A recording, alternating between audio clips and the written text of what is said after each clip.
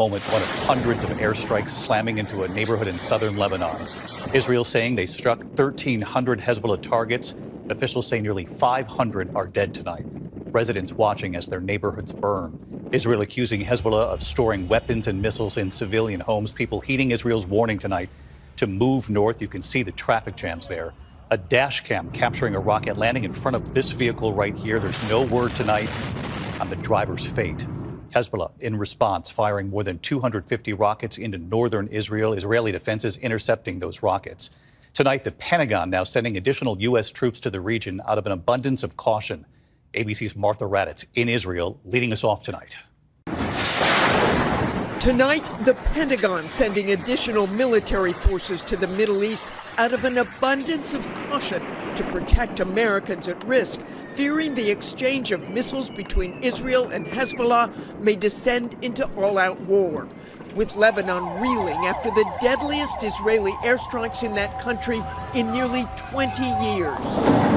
Israeli fighter jets roaring across a wide swath of Lebanon, aiming at an astonishing 1,300 targets in what they called a proactive offensive operation against Hezbollah, leaving nearly 500 dead and well more than 1,600 injured, according to Lebanese officials. Apocalyptic scenes on the ground. Oh my God. Residents watching in horror, filming as their neighborhoods burn. Hours earlier, Israeli officials sending text messages and radio announcements urging civilians in villages occupied by Hezbollah to leave immediately for their safety. But there was little time before the missiles began to fall.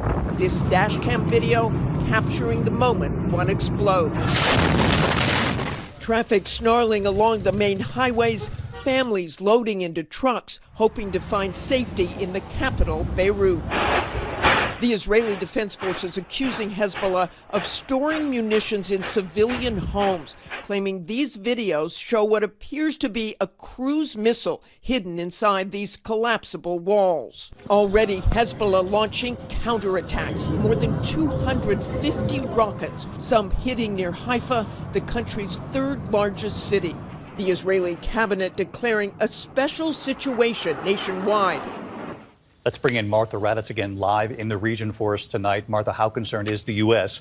about this conflict escalating into an all-out war here?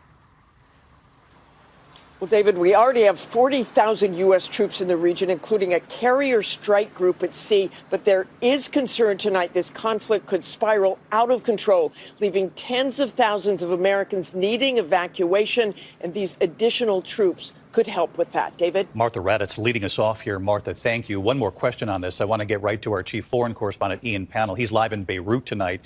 And Ian, you and I were both on the ground covering Israel's war with Hezbollah nearly 2 decades ago now. What's the real concern tonight after what we've witnessed already here? I think the civilian casualty rate is likely to climb, not least because, like Hamas, Hezbollah comes from these local populations. That is where they store and fire weapons from, and then that brings retaliation. And Hezbollah has a lot more firepower, fighters and external support than Hamas. That means they can damage Israel much greater. I mean, according to the organization, they're capable of hitting almost anywhere in Israel, and we haven't seen even the least of their firepower yet.